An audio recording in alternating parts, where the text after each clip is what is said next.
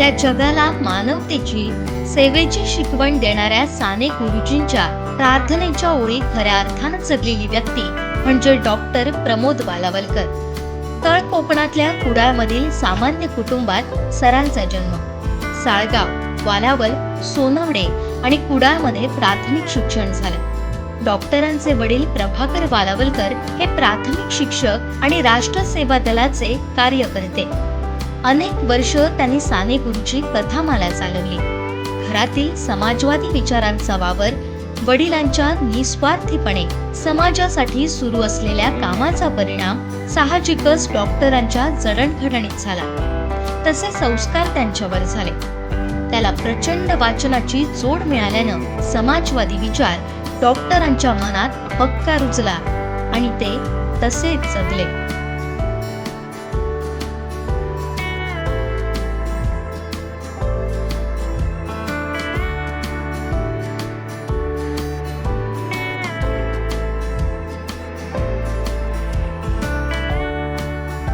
Doctor Pramod Walawalkar आहे हा एक धुंद वेडा, सेवाभावाने भारलेला. सत्तेच्या कलियुगात सेवा दलात वाढलेला. साधनाच्या साहित्याने संतुलन जोपासलेला. धमन्यातून त्याच्या समाजवादी संचार, धमन्यातून त्याच्या समाजवादी संचार. ना कणभर अहंकार, ना आत्मकेंद्रित विचार, ना व्यर्थ शब्दांचा भडीमार आणि ना प्रसिद्धीचा कधी हुंकार.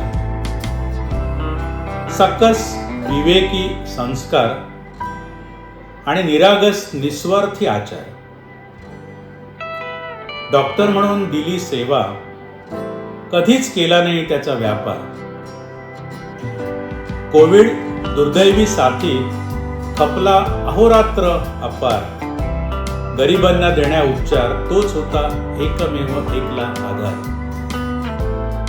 वंचिताचा सतत उद्धार हाच त्याच्या जगण्याचा आविष्कार. अति नम्रतेने होईल तो साकार, पण चिडला तर मात्र परशुरामी अवतार. पण गोरगरिबांच्या आशीर्वादाने होईल वैद्यकीय साक्षात्कार. आणि या आमच्या प्रमोदला दीर्घायुषी करून नियतीही करेल चमत्कार.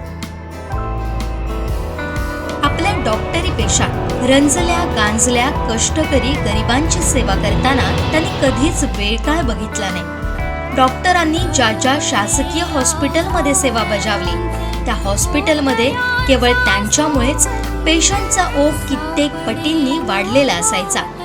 कित्येकदा आपल्या खिशातून गरीब पेशंटना त्यांनी मदत केली, तेही या कानाचं त्या कानाला न कळता. मी एकदा वालावलकर सरांकडे गेलेले ट्रीटमेंटसाठी. तेव्हा तिथे एक लमाणी बाई आली. त्या लमाणी बाईकडे पैसे नव्हते सोनोग्राफीसाठी, फक्त 200 रुपये होते. हे डॉक्टरांना जेव्हा समजलं तेव्हा डॉक्टरांनी काय केलं की आपल्याचकडचे 700 रुपये तिला दिले आणि सांगितलं औषध गोळ्या तुझी घे आणि नेक्स्ट टाइम तू पुन्हा माझ्याकडे ये. डॉक्टर पेशंटची जेवढी काळजी घ्यायचे तेवढीच काळजी आपल्या सोबतच्या सहकाऱ्यांची सुद्धा घ्यायचे. डॉक्टरांसोबत काम केलेल्या अनेकांनी त्यांच्या सोबतच्या आठवणी हृदयात करून ठेवलेल्या. त्यांनी ठरवलं असतं तर सरकारी हॉस्पिटलमध्ये नाव कमावून इतर डॉक्टरांप्रमाणे खाजगी हॉस्पिटल काढून बक्कळ पैसा कमावला असता. पण तो विचार डॉक्टरांच्या मनाला चुकूनही शिवला नाही. डॉक्टर प्रमोद वालावलकरांना मी माझ्या इंटर्नशिपच्या काळापासून ओळखतो. म्हणजे जवळपास 25 वर्ष झाली की मी त्यांना ओळखतो. आणि त्यावेळी मला त्यांच्यासोबत 6 महिने काम करण्याचा अनुभव मिळाला. म्हणजे मी इंटर्न होतो सावंतवाडीच्या हॉस्पिटलमध्ये. मी इंटर्न होतो आणि ते मेडिकल ऑफिसर होते. आणि एक सिनियर कसा असावा, त्याने ज्युनियरला कसं सांभाळून घ्यावं ह्याचं ते एक उत्कृष्ट उदाहरण होते. म्हणजे त्यांच्याकडे ज्ञान प्रचंड होतं आणि मी नवखा होतो आणि छोट्या छोट्या गोष्टी ते मला समजावून सांगायचे. पण मला त्यांच्यातली आवडलेली महत्वाची गोष्ट किंवा जी माझ्या मनात कायम राहिली ती गोष्ट म्हणजे त्यांचा पेशंटकडे बघण्याचा जो दृष्टिकोन होता तो.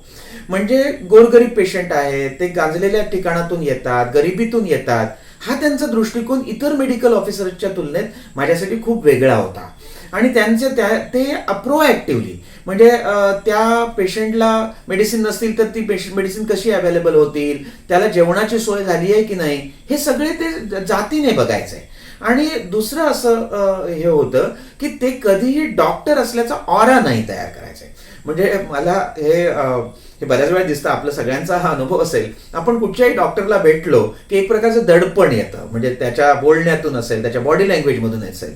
पण ज्यांनी डॉक्टर प्रमोद वालालकरांना भेटलेलं आहे, बघितलेलं आहे, त्यांच्या लक्षात येत असेल की डॉक्टर कधीच असा दबाव नाही निर्माण करत. म्हणजे एक समान पातळीवरच्या माणसाशी आपण बोलतो आहोत आणि आपल्या मनातलं सगळं आपण त्यांच्याकडे सांगू शकतो आणि हा माणूस आपल्याला वाचवू शकतो असं त्यांच्या बॉडी लँग्वेजमधून दिसतं. आणि हे मी त्यावेळी 6 महिने त्यांच्यासोबत काम करताना अनुभवलेलं आहे. त्यांचा दृष्टिकोन तेव्हापासून म्हणजे 25-26 वर्षापूर्वीपासून हा सामाजिक दृष्टिकोन होता. हे त्यांचं वेगळेपण होतं आणि त्यांचा म्हणजे मला हे मान्य करायला पाहिजे की माझ्या जडणघडणीमध्ये त्यांचाही थोडासा वाटा आहे. कोविड कालावधीत डॉक्टरांनी केलेलं काम सिंधुदुर्ग जिल्हा कधीच विसरणार नाही.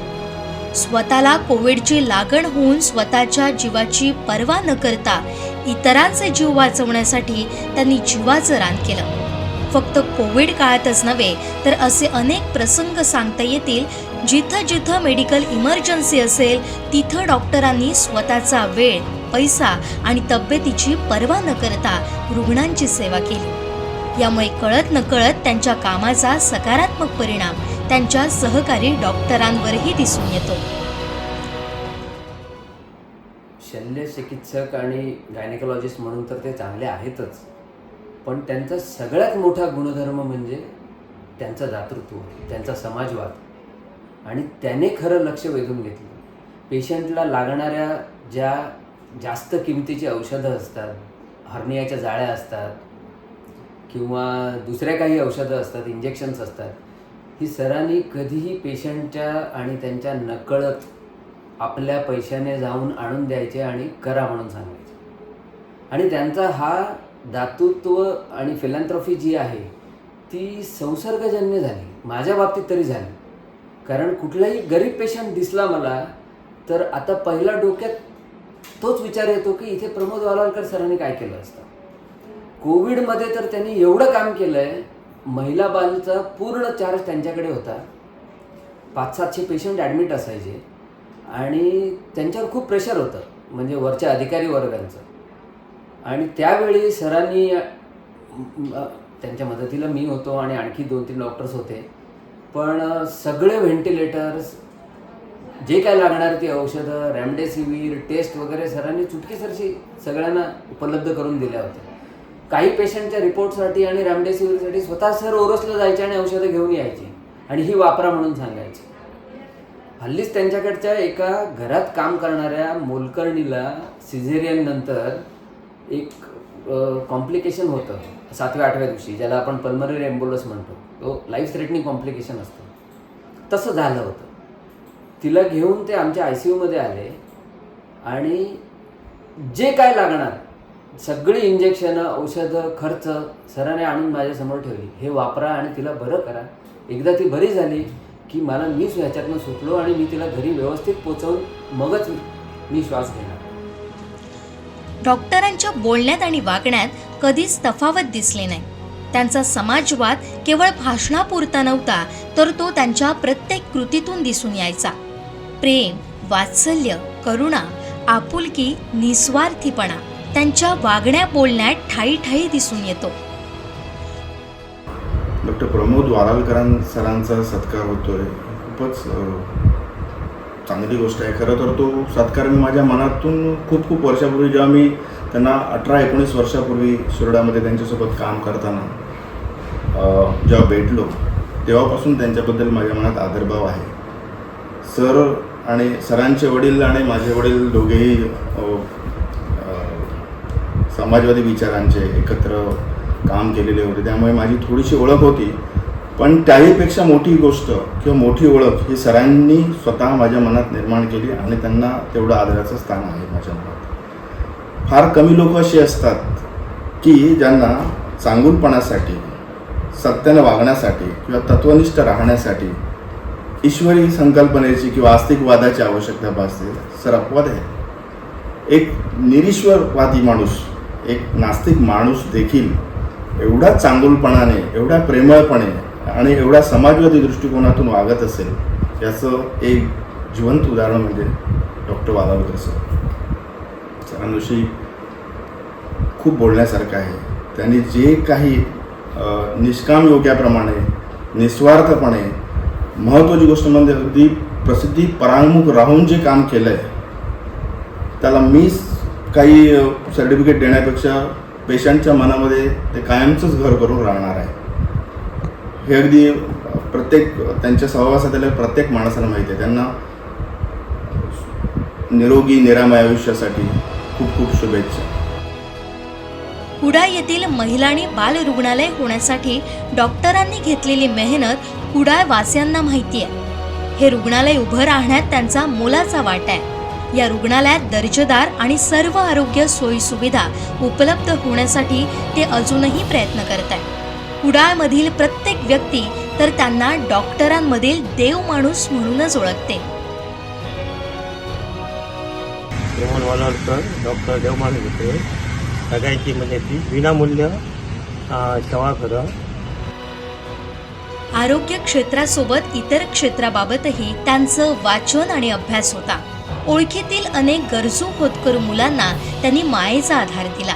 फुटबॉल अकॅडमी सुरू करून जिल्ह्यातील मुलांना प्रगत फुटबॉल प्रशिक्षण देण्यासाठी त्यांचे प्रयत्न आहे. बांदा खेमराज हायस्कूलच्या मैदानावर प्रशिक्षण आणि सरावही सुरू असतो.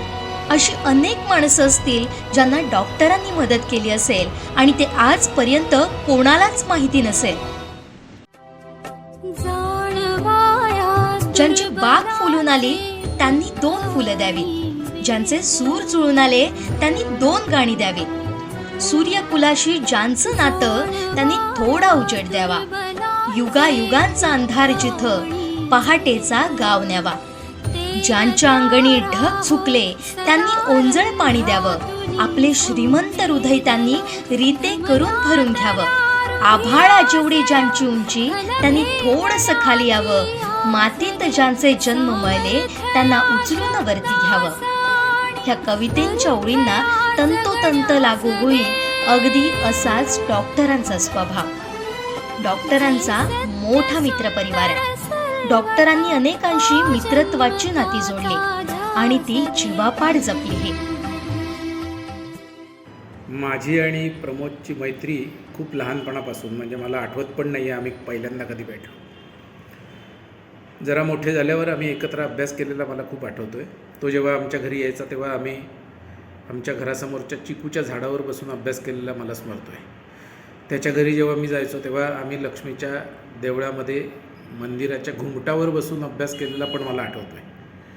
10वीपर्यंत आम्ही बऱ्यापैकी एकत्र होतो. मी वर्गातला वात्रट विद्यार्थी होतो. तो अत्यंत कमी बोलणारा, आपलं अभ्यास आणि आपण अशा टाईपचा विद्यार्थी होता. 10वी नंतर फार काही संपर्क राहिला नाही. तो मेडिकलला केला एवढपर्यंत माहिती होती.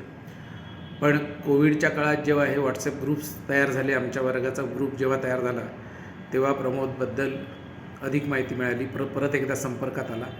गेल्या 4-5 वर्षात आमची मैत्री परत एकदा पूर्वीसारखी घट्ट झाली. मध्यंतरीच्या काळात प्रमोदने केलेले सर्व कामं आणि त्याने रुग्णांप्रतीची दाखवलेली जी निष्ठा ही संपूर्ण माझ्या कानावर आली. तो बाय दॅट टाईम देवमाणूस झालेला होता. गेल्या काही दिवसांमध्ये प्रमोदच्या अंगातला जो पोटतिडकीपणा आहे, एखाद्या पेशंटबद्दल त्याला वाटणारी जी भावना आहे, तिचा अनुभवसुद्धा मी स्वतः घेतलेला आहे. समाजात आज वैद्यकीय पेशाबद्दल जेव्हा चुकीच्या गोष्टी ऐकायला मिळतात, या पेशात जेव्हा हल्ली मोठ्या प्रमाणात स्वार्थ दिसतो, तेव्हा डॉक्टर प्रमोद वालावलकर यांच्यासारखी माणसं सरकारी यंत्रणेत काम करतात यावर विश्वासच बसत नाही. डॉक्टर स्वतःसाठी कमी आणि समाजासाठी जास्त जगले. ते समाजासाठी फक्त देतच गेले, अगदी निरपेक्ष भावनेनं. डॉक्टर प्रमोद वालावलकर खरं म्हणजे इयत्ता 5वी ते 10वी आम्ही एकत्र होतो. 5वी ते 10वी पर्यंत प्रमोद हा एवढा मोठा डॉक्टर होईल, समाजामध्ये एवढा तो मान्य होईल असं कधी स्वप्नात सुद्धा वाटलं नाही. कारण प्रमोद हा अतिशय मितभाषी, अबोल असा असणारा परंतु हुशार विद्यार्थी. खरं म्हणजे त्याच्या बाबांचा आणि संपूर्ण घराण्याचा आणि राष्ट्र सेवादलांच्या विचारांचा पगडा हा पूर्णपणे प्रमोदवर आहे. आणि प्रमोदने याच विचारांची कास धरून संपूर्ण आयुष्य त्याने जनसेवेसाठी समर्पित केलं आणि त्याच भावनेनं तो जगला, तो वागला. दोडामार्ग पासून देवगड पर्यंत आजही त्या ठिकाणचे रुग्ण त्याने जी सेवा दिली ते आजही आठवण काढतात. अजूनही या सिंधुदुर्ग जिल्ह्यातील कानाकोपऱ्यातील अनेक कुटुंबातील स्त्रिया प्रमोदची सेवा घेण्यासाठी बुलढाण्याला आवर्जून येतात. म्हणतात ना, देणाऱ्यानं देत जावं, घेणाऱ्यानं घेत जावं. घेता घेता एक दिवस देणाऱ्याचे हात घ्यावे, देणाऱ्याचे हात घ्यावे. अगदी तसंच डॉक्टरांची ही समाजाला देण्याची वृत्ती घेण्याचा आपणही प्रयत्न करूया. अशा या कर्मयोगी डॉक्टरी पेशातील देवमाणसाचा नागरी सत्कार होताना अख्ख्या कोकणवासियांचा पूर अभिमानानं भरून येतोय.